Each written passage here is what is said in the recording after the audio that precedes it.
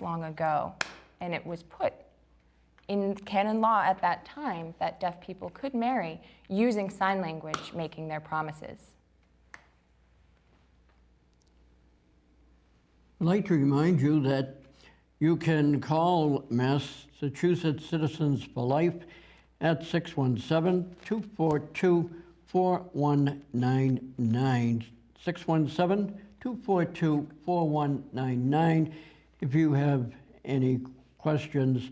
But we would also ask Father if he could give us a telephone number and maybe a website for the Archdiocese of Boston. So any person, they don't have to be deaf, but deaf as well as people with hearing might get more information, especially about the deaf apostolate.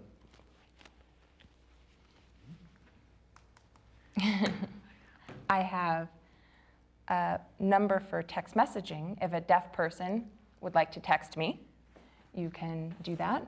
It is a 617 number, 997-8025.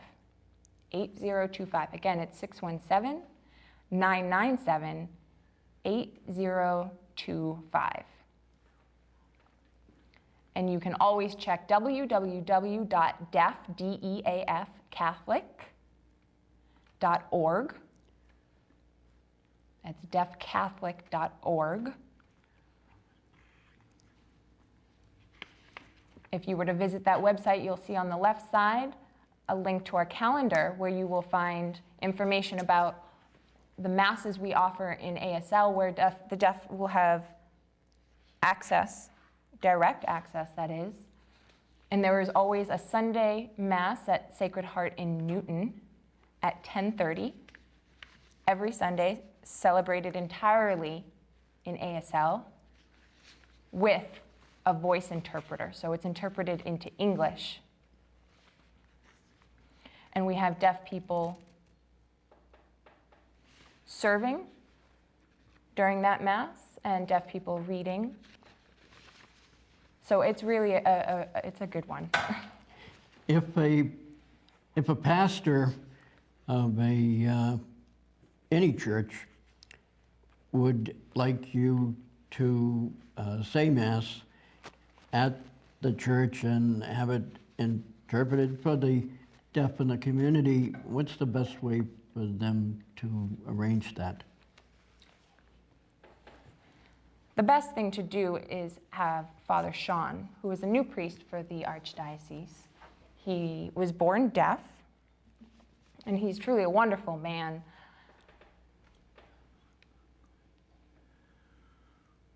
And he's a terrific role model for other deaf people.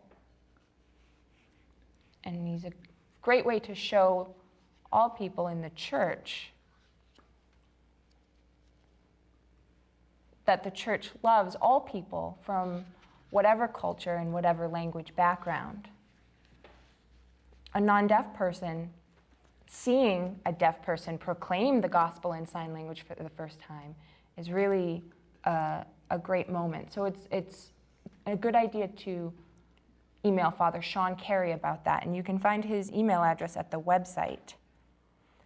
And it's also FR-Shawn, SHAWN, at deafcatholic.org. And you can email him directly. And once a month now, we have time for outreach masses such as that. And those are happening regularly. Some pastors might have deaf people in their parish, and a pastor trying to help them might ask Father Sean to come and celebrate Mass or interpret. And it's really a great experience for parents of deaf children. There are many times when, in a given situation, people might not be quite sure what to do, and it's really a great opportunity to have Father Sean present and visit a situation, and a family is able to see what a great success a successful deaf person and realize that their children have a bright future ahead. Most people have heard about the telephone system TDY, but in addition, there is a service where a deaf person would be able to converse with somebody on the other line with the help of an interpreter. Want to tell us a bit about that? Yes, yes.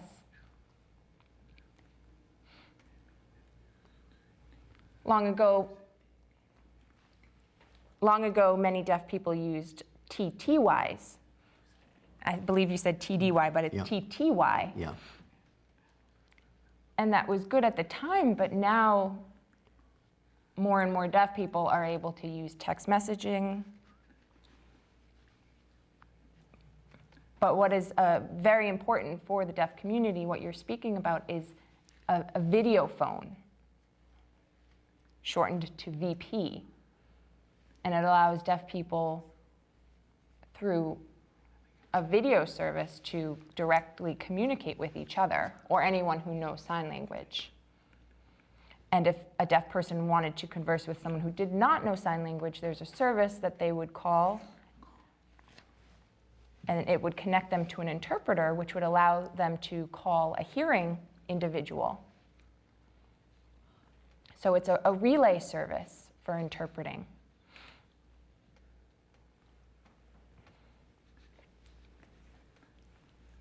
So they would be able to have a conversation, much like we are, remotely.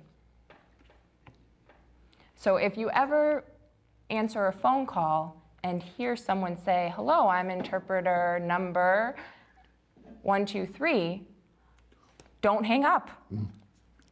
Some people hear that and misunderstand it.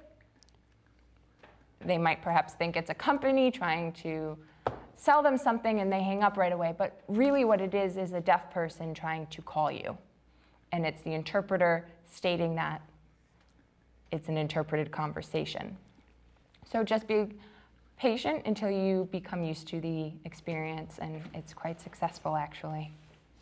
We have a few minutes left in the program, and maybe you would want to talk about something that we haven't approached. So do you have anything you'd like to say?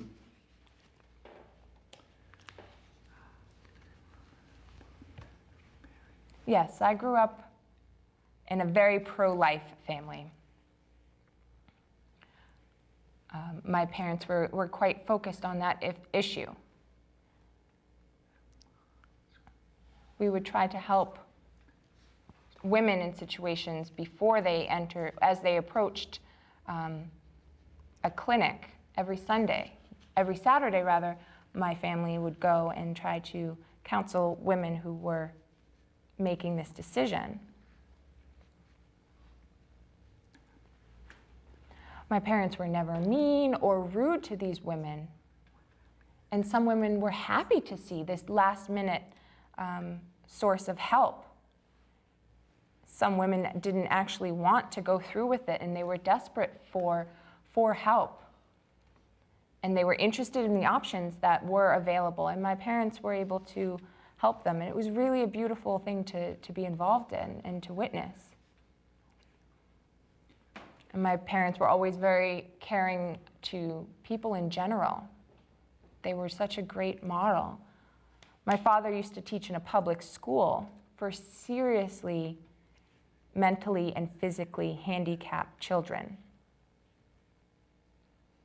And he was clearly did not become rich. And the school system from this work and the school system that he worked in was a very poor system. And at times on the weekends, we would actually, wanting to give the parents of these children a break of some kind, we would take care of these children. It was really a beautiful experience. I know that some people say, oh, pro-life people are always focused on that one issue of abortion. But really, pro-life people have strong common sense. And naturally, we want to focus on that issue because it's very important. But that also helps us to be serious about other life issues. And it's important to help people in general. Myself, as well as the Knights of Columbus, are focused on protecting life before birth, but that's not our only concern. We're also concerned on life issues in general. Myself and Father Sean have seen the Knights of Columbus help us in many ways. Many parents with deaf children tell me the same story again and again, that someone may approach them and say, "Oh, your child is deaf. That's such a terrible thing. I bet you probably wish you knew that before your child was born." Meaning, they wish they had had an abortion and killed their child. And that's not okay. It's a serious issue, but God has mercy on us all, right? Yes. We'd like to thank our special guests, Father Jeremy St.Martin and Celia Mohiga, for joining us today. This is Connie Murphy. Join us next time for Dr. Midred Fay Jefferson's Vital Concerns.